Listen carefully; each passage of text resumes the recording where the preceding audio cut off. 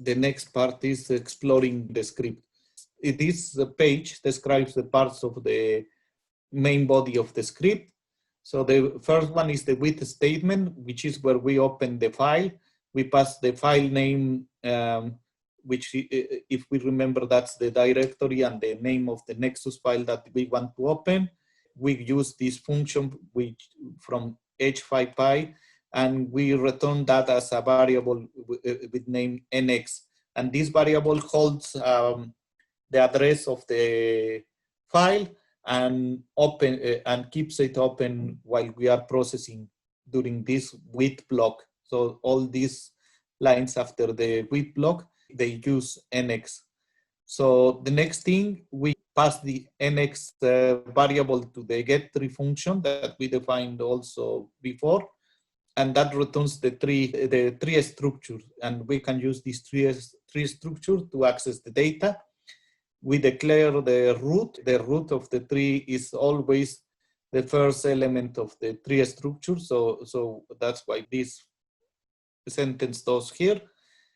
And after that, we move to the data group itself. So if the data group is present in this file, that's the if statement, it does two things. The first is read the data.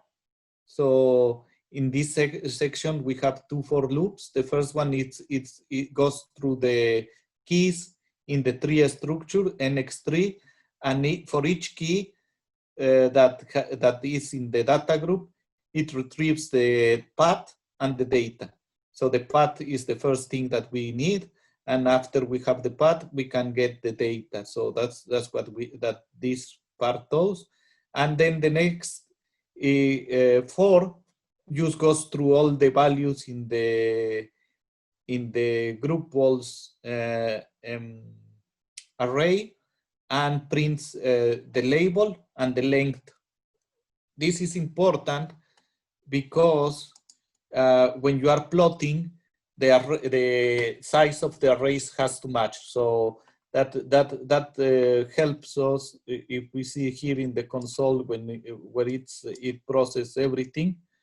Energy, I0, IREF, IT, they all have 489 data points, so it's okay to send them to the plot function. We will not get an error from that. So, and the last part is the part that plots. So it again loops through the group balls array, takes each of the labels and starts getting the data. The first one we get, the first element in the array is energy. Pass that to a local variable that we are calling energy values, and this passes the array data to energy values. And then if not, then go and plot energy values against whatever value this is and give it this name. So that's why each time in the loop, if you notice, the names of the plots changes. This is the part that's assigning that. And the label of the x-axis is always energy, and the y-axis label, we are making it the same as the group label, which is also the label of the line for the legend of the line. And yep, that's the PLT is the function from matplotlib that has all these that allows you to see these plots.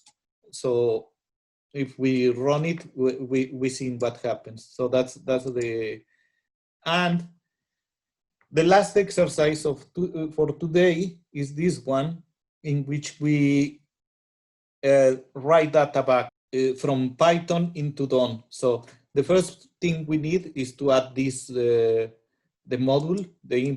So we import this module sys_of_py as we did in the previous exercises, and we just go to our script, and the part with the modules is here. So we just insert the code there. So, yep. Oh no, okay. Sorry, it's just there. Yep. So that's the import. Now, using sys_of_pi, we can communicate with down. And then after show, we are going to add this code.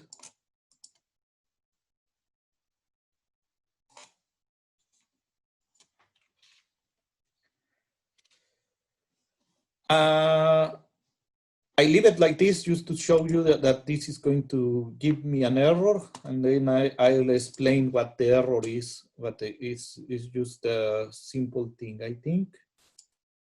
So when we try to run, it asks us if we want to save. We say yes, please save it, and there is an unexpected indent.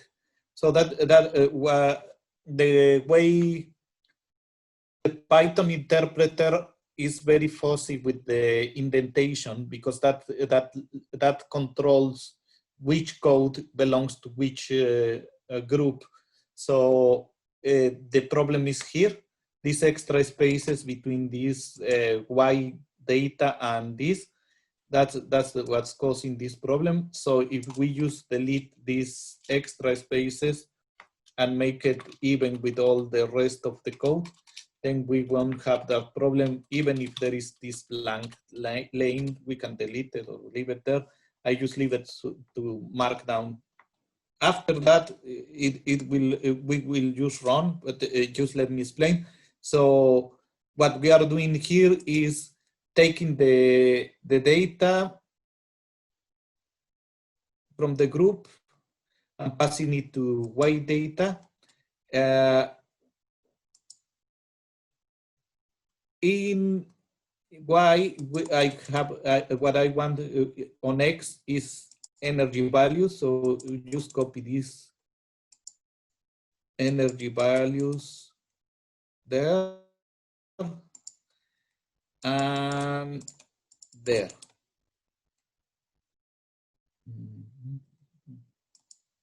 So just doing that will start also showing the graphs here. So if we run it, it asks me to save. I said, okay, save it. So the first thing, it runs exactly as it did. We don't see any change here, but after we close this one, that's the next code. So we start seeing the changes there. So every time this one runs, this one also passes data to Dawn. So that's the constant, that's time.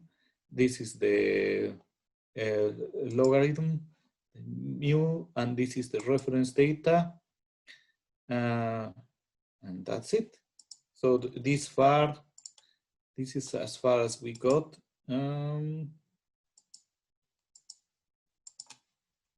Yep. So this was the final exercise. I don't know if you were able to follow or you have some questions now.